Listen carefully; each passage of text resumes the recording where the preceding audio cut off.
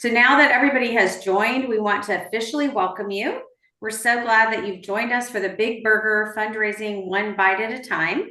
We hope that you've come hungry for new information and strategies to build a better fundraising event. Your presenters today are myself, Claire Murad, and two of our auctioneers, Louis and Marty Murad. Here's our agenda for the webinar today. This webinar is an introduction to our Lunch and Learn series beginning in January. So we'll have 6 webinars, each focusing on an important part of our burger and your event. We will share the date of our next Lunch and Learn webinar at the end of the hour today, and we'll be happy to email you a link to join us each month. For those of you who are new to Murad Auctions, I would like to share some information about us. For the past 24 years, Murad Auctions has been helping manage more profitable fundraising events for nonprofit organizations. Last year, we served over 300 clients and raised over $32 million for their causes. We offer a variety of auction services to help you make your charity fundraisers successful, including professional charity auctioneers, bid spotters, live auction, and giving moment engineering. And we offer event management software, auction consulting, and event planning as well. We also offer event night management with staff and equipment to free our clients to enjoy their events and do their most important job of interacting with guests, donors, and sponsors while we take care of the details of check-in, check-out, and collecting the funds at the end of the event. So we hope to have time during the webinar to answer your questions. So just feel free to add any questions that you have to the chat, and we'll be happy to address them for you. Megan will convey those questions to us during the webinar, and we'll stop and answer your questions for you. So let's dive into building a better fundraiser one bite at a time. So Marty, take it from here. Thanks so much, Claire. Hi, everybody. I'm Marty Murad. I'm one of our charity auctioneers here at Murad Auctions, and I'm going to be talking to you about the theme, which is your hamburger bun. And as you guys know, like the bun, the theme surrounds the event. It holds it together, and all of the parts fit inside of it. So the bun can aid you in experiencing a great meal, just like a unique theme for your guests can create a memorable experience for everyone.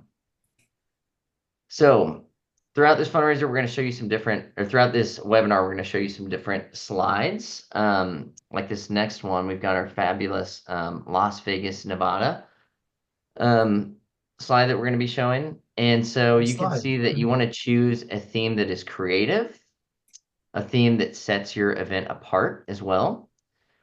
And a theme often allows your guests to dress up and go to a party with a purpose. So we've noticed that a lot of people who dress up end up spending a lot more money at our fundraisers. I believe, Claire, you've got a story about hippies and Harleys.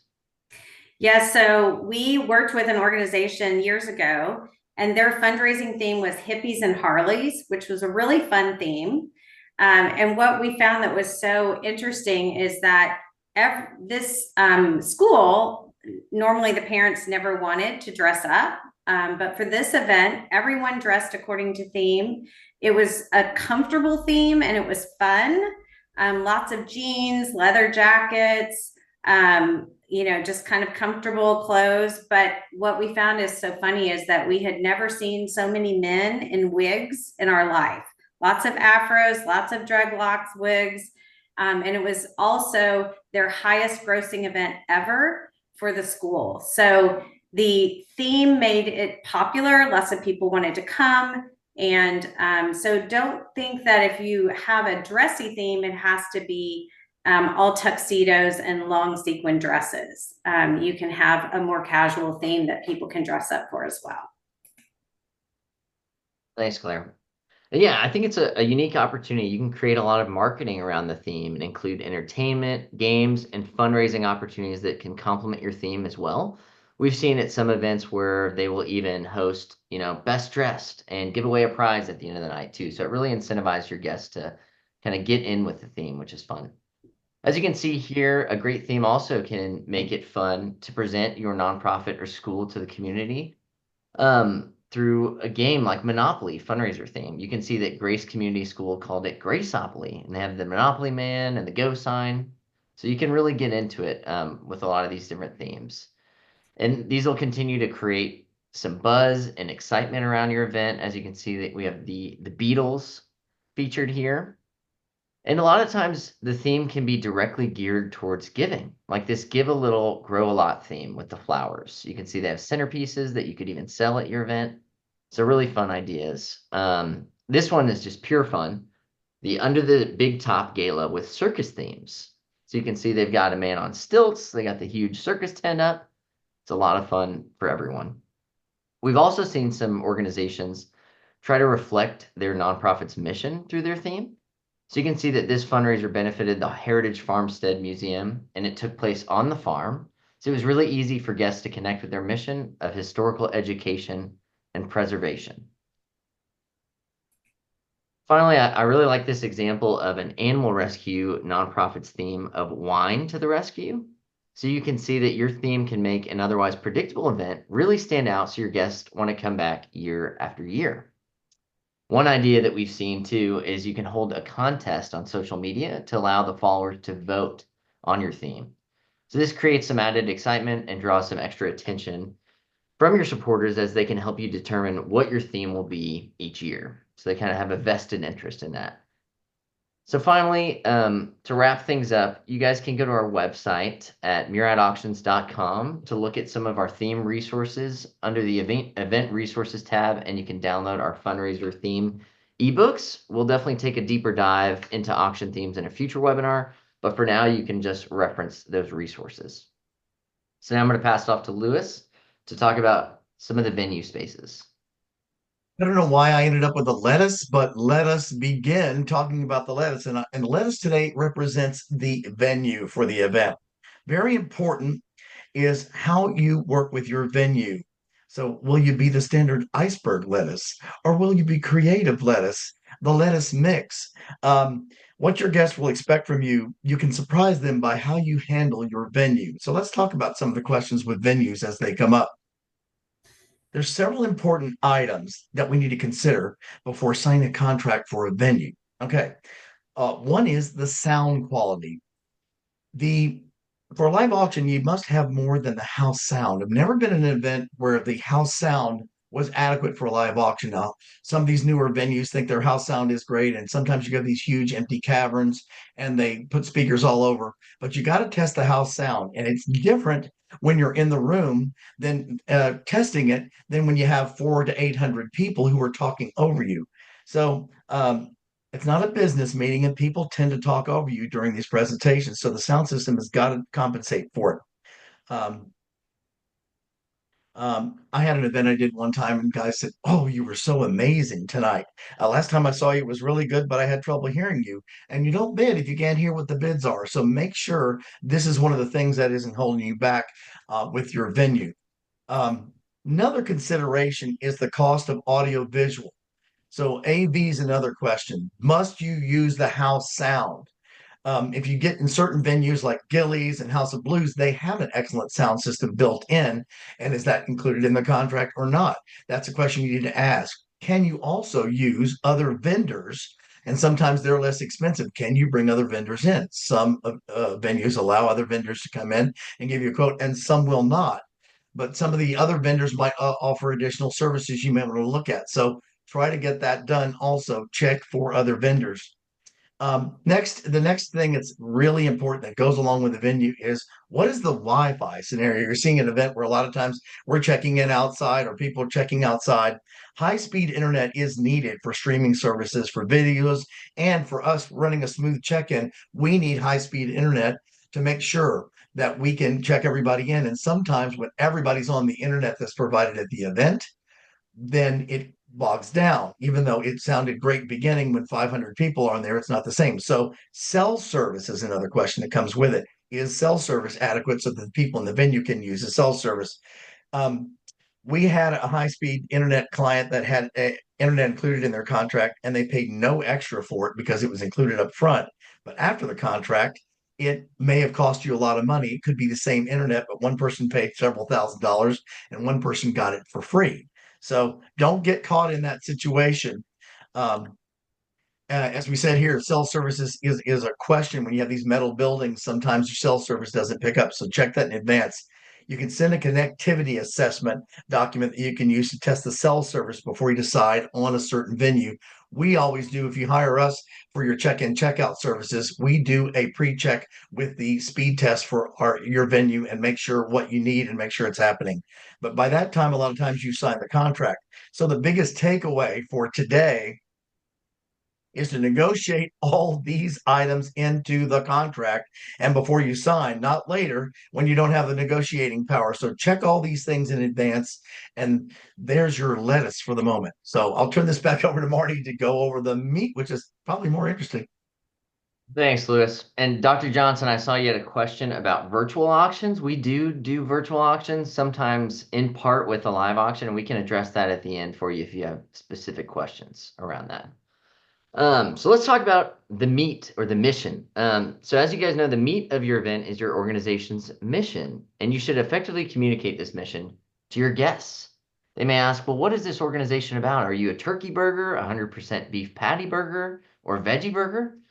So you want to tell why your burger is important and why your guests want to spend their money on your hamburger patty. There's so much competition out there. So what sets you apart? How can you communicate this to your guests in a short period of time? So there are multiple ways that you can showcase your mission. One of them is with signage. You can see here we've got some great examples of organizations we worked with who showcased it at check-in. When you're walking in, you can kind of see that signage, or throughout the event. That's a great way to do it. Another way is through a mission video. And we feel that presenting your mission through a mission video is often better than a live person on stage giving a testimonial, because you can create that narrative. You can add some music or edit the script for an exact message that you want to convey.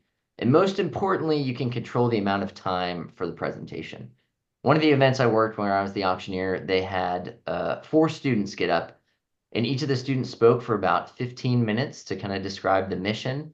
It took about an hour, and by the end of it, when we got to the giving portion of the evening, at that point, everyone had to get up and go to the restroom, so it kind of really disrupted the flow of the event. So if you can keep it concise, that's really something that we want to try to do. So our recommended length is about 3 minutes for your video. This should be enough time to show how you're helping the people that you serve. In our ongoing webinar series, we'll dedicate an entire hour to showcasing your mission and how to communicate that. So we'll show some examples of effective mission videos and how you can use them to increase the funds raised at your event. So now I'm going to pass it off to Claire to talk sponsorships. So the cheese are your sponsorships. The cheese adds extra richness to your event, and all types of cheese can enhance your burger taste experience. Cheddar is the expected companion for your burger, like your standard sponsorships, but pepper jack is a creative cheese choice and can give you an unexpected flavor boost, like most creative sponsorship opportunities. So you want to embrace your tried and true favorites, like the platinum sponsorship, gold and silver sponsorships. But I want to encourage you to also think beyond these and present some extraordinary cheese flavors to your sponsors. Why not ask your sponsors what cheeses or what sponsorships they like best, or let them suggest sponsorships to you? So here are a few examples of sponsorships that may make your sponsors' mouths water. So you might consider a live auction sponsor, or someone to sponsor the silent auction or the auction technology. Why not think about a centerpiece sponsor, or a bid paddle sponsor, or allow someone to sponsor the dance floor or your heads and tails game or other games of giving at your event. You can even bring in a sponsor for the stage and lighting, or a swag bag or a gift bag that you give at the end of the event. Businesses want to sponsor for many reasons. So many want to give because they have an employee who is connected to the cause, but some also want new customers. So you want to create your sponsorship packages as a starting point, but then I think it's really important, and we suggest to our clients that they ask potential sponsors what they want out of a sponsorship, and tailor a sponsorship to their needs. So we'll go into more detail about this in our webinar this spring, but here's an example of showcasing a sponsor on the bid paddle as a coupon. Campese's restaurant wanted to give a coupon to each guest at this event. So we were able to do this with a tear off on the bottom of the bid paddle, and in turn, Campese sponsored the live auction. So it was a win-win for everyone, and the guests got to go away with a coupon to the restaurant. Okay, Lewis, take it from here. My gosh, it's tomato time. Well, here's the thing about the tomato. The tomato is the income producing part of the event. So we want to stay not in the red, but out of the red. We realize that after we put the tomato in. No, we don't want to be in the red. We want to be in the green. So you might want to consider fried green tomatoes instead. But the tomato is the income producing part of the night, the live auction and the fund a cause. This can be the crisp or sweet or mushy or bitter tomato. I'm going to leave that alone. Handle with care. Your guests want to know how they can help you. And so we're going to talk about how we can produce the income. Number one, and the first thing I would say is hire a professional auctioneer. Someone like this guy in the top right would be really helpful for your event. But seriously, the difference between a professional auctioneer and an auctioneer that does it for fun or that you don't pay, that will do it for free, you kind of get what you pay for on this. I had an event that I did a few years ago, and they called back this year and said, we just need you to come back and do this. I've had several of these call me in years later and say, we need you back to make a difference. So we did this auction that we've done for years and years. It's been years since we worked with him as the live auctioneer. And immediately the items that we suggested to get donated raised an additional $19,000. We also doubled the donation goal. So every year they do 20 or 25,000. This year we were coming up to it. And I said, I don't know why you put that 30,000 up there. There's no way we're going to do so much better than that. And we did because we asked for the money. So we'll talk about that a little bit different. But instead of the 30,000, which was up on their screen, it did over 70,000. And we'll talk about that as we go forward. Let me talk about strategies a little bit with live auction. We want to consider our live auction items we want to warm up and make it into a crescendo. So we get the first live auction items going in such a direction as to get everybody to bid. So we might offer a bottle of whiskey, or we might offer something that everybody likes and everybody will bid on to start, not the most expensive item. And we build to a crescendo at the end. And then at the end, we'd put something that would bring us back to our cause, or it's donated by one of the board members, or the most popular item, or the highest dollar item. Because what can happen there is you say, hey, you didn't get the week stay in 30A for $20,000 and that money's still in your pocket. How about donating? And that would lead us then to our next section, which is the paddle raise. And I think one of the things I want to say about live auction before I get to the paddle point is that live auction needs to be done. It's a timing question. Marty mentioned that the mission moment can go on too long. Well, dinner can go on too long too. We want to catch those people early in the evening. Most of these events have about a 3 to 3.5 hour window. You open the doors at 7, you want to be done by 10:30. So 90 minutes in is about the correct time to get the live auction started. Or if you have a seated dinner, once everybody's seated, let's start live auction once everybody's gotten their entree. So they got a little bit to drink, not 6 drinks, but a couple of drinks. They've had something to eat. They're still feeling good, fresh, and now they're ready to bid. So let's look at timing. One of the things we do when we go through it with you is look at your timeline. It's a big point. And then the entertainment or the speakers can come after the live auction, but let's get the money first. Last piece of the part we're talking about here, the tomato still is the donation portion, the live mission ask. The giving moment in the fund cause is so important. It gives everyone in the room a chance to support high and low levels. And we usually start high and go down. So once again, timeline, very important here. Most people come to your event with an idea how much they want to spend. And so we want to see if we can't entice them to spend a little bit more. And putting a goal on the screen makes such a huge difference. I had an event I did recently, and they said, gosh, you helped us so much. It was a first year event. We raised $25,000. This year, we'd like to raise $50,000. And I said, well, why don't we just ask for $50,000? Oh, well, I don't know if that's going to work. I said, we need $50,000 this year. Who's got the 50,000? And somebody raised their hand at 50,000. And I said, you know what? Did I say our goal was 50,000? What I meant was it's 100,000. Well, they raised over 100,000, but you got to show the goal. You got to ask for the dollars, and then the dollars will go up. So it's very important. They're very happy about that event, and we're not going to ask for 50 next year. We'll ask for 100 or 150. So things go up, and the way you do it, and the professional auctioneer who has the idea of what that room is going to do can push these numbers through the roof for you. So something else to consider. We're going to talk again about some more live auction strategies as we go forward here. So we'll get the next slide, Claire. We're going to share many of our strategies and more about live auction specifically in the giving moment in the January seminar. And Claire, can you get the next slide, or is it?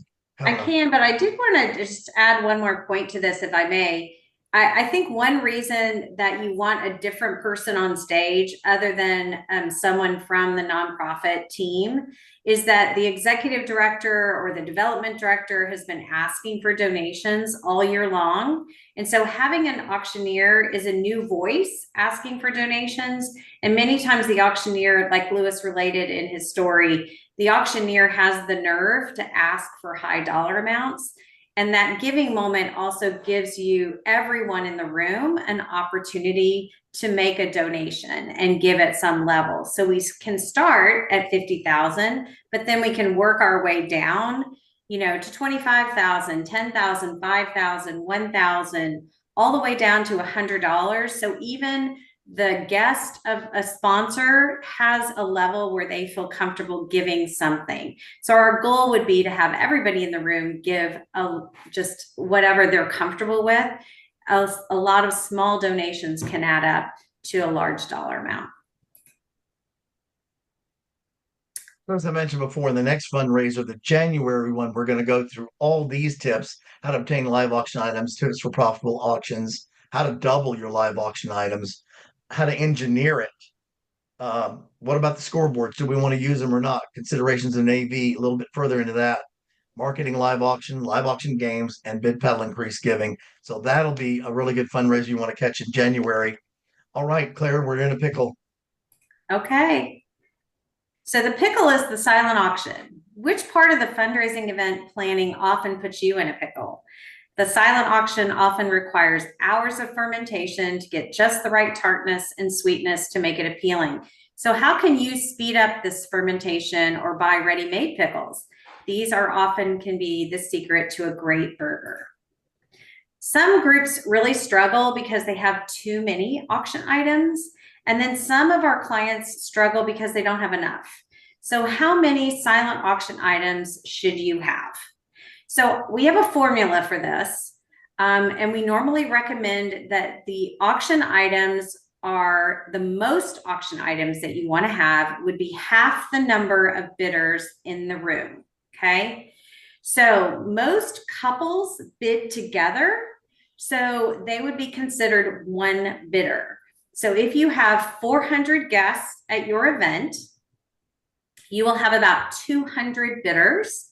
So the most silent auction items that you want is 100. Okay. If you have more than 100, you're going to have a garage sale. Okay. So we actually recommend less than that 100. And normally we would say you would want to have 50 to 75 auction items for a 400 person event. And we'd want those valued at $150 or more for each item. Okay. So what we want to do is remember the theory of supply and demand. The fewer items you have and the more buyers you have, the higher they will be willing to pay for those items. Okay. If you don't have enough items for your auction, so you have the opposite problem, what do you have? What type of items might be something that you can use for your auction?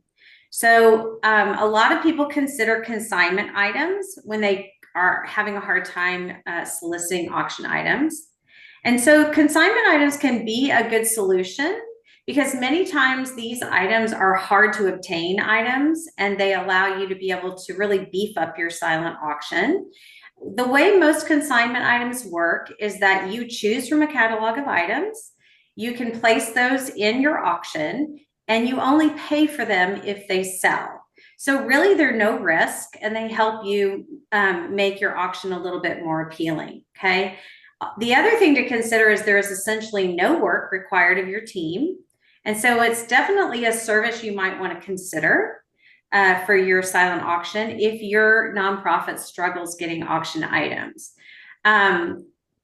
There are, some different things that we can share with you and different sources that we have that you can use to help you solicit and get auction items donated.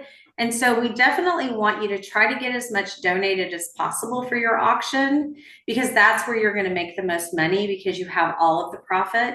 But you want to, this is an option if you need to supplement that a little bit. So these are some other topics that we'll discuss regarding silent auction management in our future webinar this spring.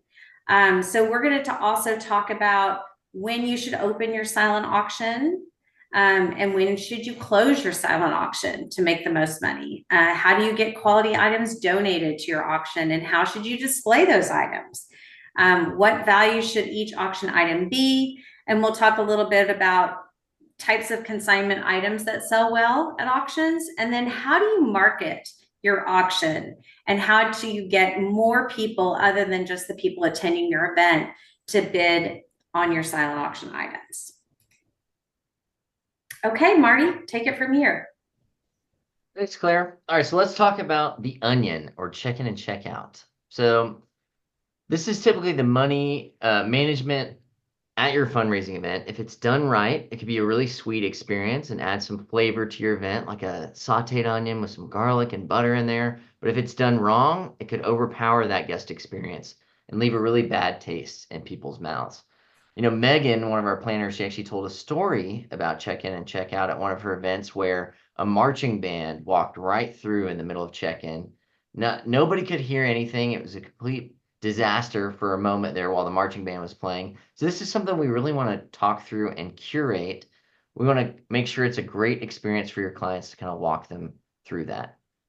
So self check-in or managed check-in, these are two options that we offer. Both are great and possible with our event management software. So let's look at this first one. It's a self check-in text. If you guys have all of your guest information, do they really need to come through that long check-in line? Often this is the quickest way, and it rewards your guests for pre-registering their credit card and giving us their information on file so that we could send them a text or an email so that they can skip that check-in line. I mean, what a treat, right when they show up. We're already giving them something great. So oftentimes we talk about how check-in is that first impression your guests are going to have at your event. Managing it well can really leave a great impression and show that your nonprofit is well managed. Volunteers and staff should greet your guests with a smile and make them feel welcome. You can quickly collect that important guest information you need to check them in. This could include pre-scanning a credit card, which would result in a quick checkout, and you getting paid for your guest purchases, which is a really important part too. Having that information on file really helps create what we like to call the country club effect. So guests will already have that on file when they arrive, their credit card, or we could also pre-scan it at check-in. And then for the rest of the evening, we're never going to ask them to pull out their wallet. So it really just allows them to use their name or their bid number to give, bid, and buy on a lot of these amazing items you worked so hard to provide at the event. So we found that when guests don't have to pull out their credit card, if it's already on file, they'll end up spending 30% more at a fundraising event than if not. So it's really effective, and we've seen it have a big impact. So let's talk about checkout. There are two options here. You can do self-checkout or managed checkout. And with mobile bidding that we offer, your guests will have both of these choices. So this really goes away with a lot of the long lines at checkout, and it could leave a really positive impression on your guests as they're leaving their event. If it's quick and smooth, there's no long lines.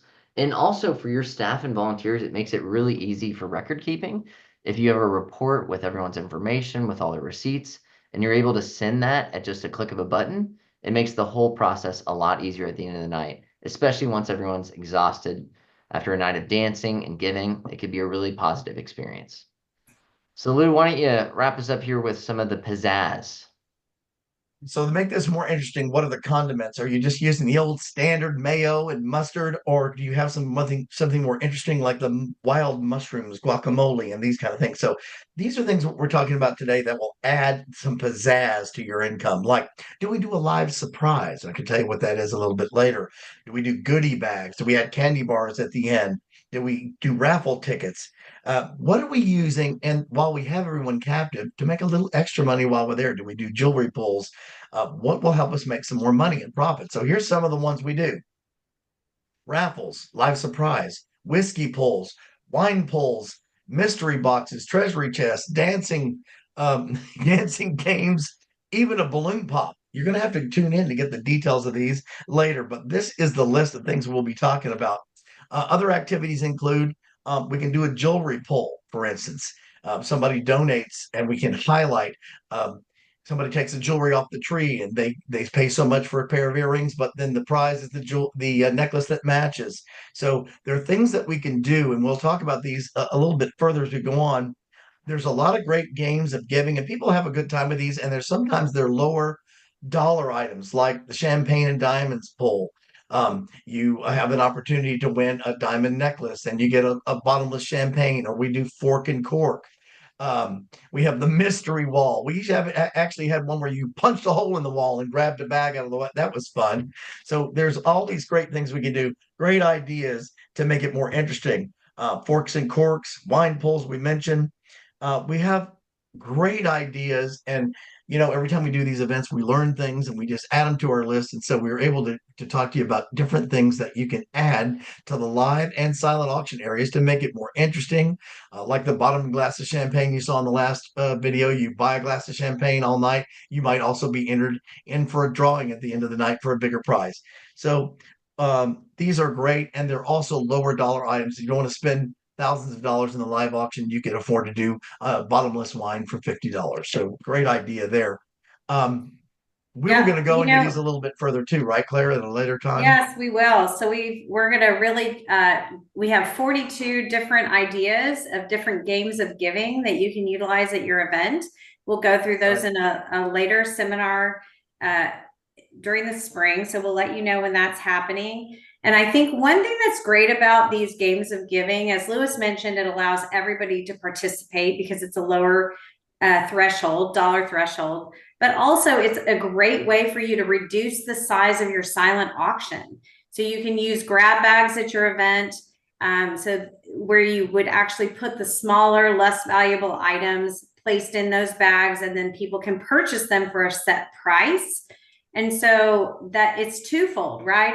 It creates a game, but then it also helps you reduce the size of your silent auction to a more manageable number of items. So that takes us to the end of what we were going to cover today. We're happy to answer any questions that anyone might have. So if anybody has any questions about what we've covered, feel free to share those questions in the chat now. And if not, we can. And I want to answer that question that Dr. Johnson did earlier about the virtual auctions. Through COVID, we did virtual auctions all the time. That includes live auctions that are broadcast, and people can bid on their phones and see the auctioneer on their phone from anywhere in the world and participate. As COVID kind of ended, we've done less and less of those, but we still have quite a few clients who want to do a virtual event. And they're a lot of fun and very profitable. So absolutely, we have the technology. In fact, we were one of the only ones in the country with the technology at the time of when COVID started, and people still work with us all over the country. Happy to talk to you individually about that. Set up a meeting with us and we'll give you the details. But that is a lot of fun and something awesome that we were able to put together in a really short period of time. Anybody else? Thanks so much for joining our webinar. We look forward to hosting you at our next event.